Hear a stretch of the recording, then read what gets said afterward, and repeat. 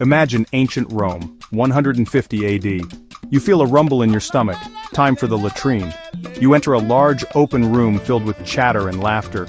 Men in togas sit side by side on a marble bench, no walls, no privacy.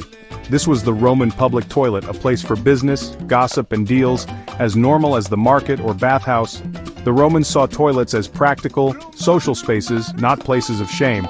The bench has keyhole-shaped openings above a channel of flowing water carrying waste away. At your feet, another channel lets you dip a sponge on a stick, the xylospongium, to clean yourself, sometimes shared with your neighbor. It sounds odd now, but it was daily life. Privacy wasn't valued, community and convenience were.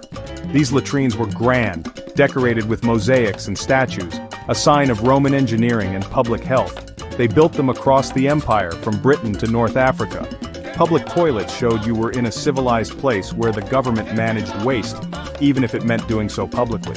As you chat about the latest chariot race, you're part of an advanced system. Romans knew waste management was crucial for crowded cities. Aqueducts brought clean water, sewers took dirty water away. Public toilets were just one part of this grand plan. They turned a basic need into a social ritual that brought people together. It's a world away from our private bathrooms. The Roman approach reminds us, sanitation is about more than just plumbing. It's about how we live together.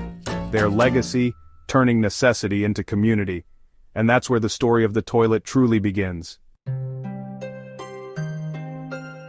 Long before Rome, ancient peoples tackled waste in creative ways. In Mesopotamia, over 4,000 years ago, homes had simple toilets, just seats over deep pits, sometimes lined with clay rings. The goal: get waste out of the house and into the ground.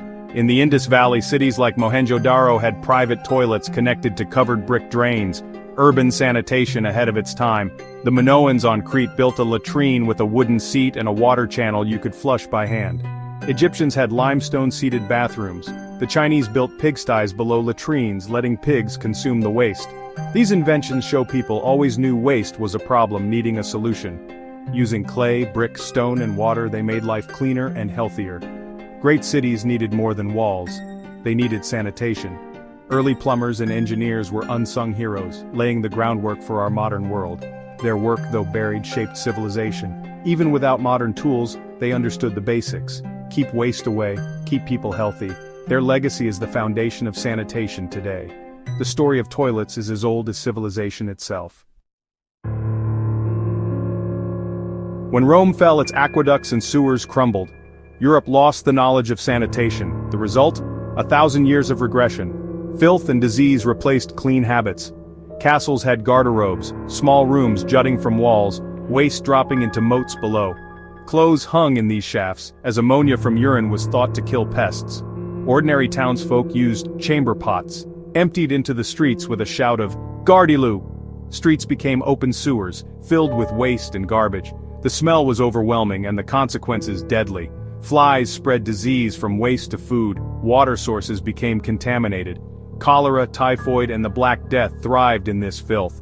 Rats, drawn to garbage, helped spread plague. Even without understanding germs, people saw the link filth led to death. The loss of sanitation was a disaster for public health. Hey, quick challenge. If you've learned anything new so far, like Romans doing their business side by side, go ahead and hit that like button. And if you want to keep exploring strange and surprising stories from history, subscribe and turn on notifications. We've got more fascinating facts coming your way. Alright, let's get back to it. Even royalty couldn't escape primitive toilets. In Tudor England, the groom of the stool, a powerful courtier, assisted the king with his chamber pot. The close stool was a padded box with a pot inside, a status symbol for the elite. In 1596, Sir John Harington invented a flushing toilet with a raised cistern and handle, even installing one for Queen Elizabeth I.